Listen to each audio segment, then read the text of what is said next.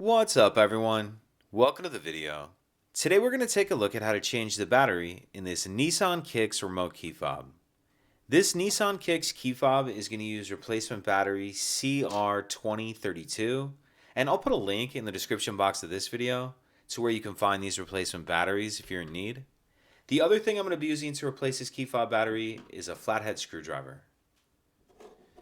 So if we grab our key fob, the first thing we want to do is remove the emergency key that's in the bottom of it.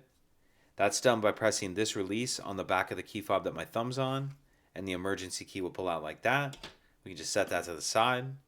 Now if we grab our screwdriver and we take a look at the bottom of the key fob, we can see there's these two notches, one right here and one right here. And you want to use a screwdriver that will fit in those notches. This one's almost too big, but it does work.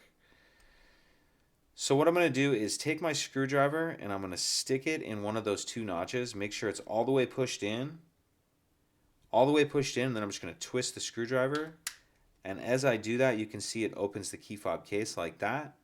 And you may need to come over to the other side and open it a little more, or even carefully and slowly kind of run your screwdriver down the side just to open it a little more. But once you get it open enough, you can pull it the rest of the way apart with your hands like this. And in the back half of the case, we see our battery right here. And you can see there's a little bit of a cutout in this holder. You can see the edge of the battery right there. You can get your screwdriver and get under the edge of the battery. Pop it out of that little holder.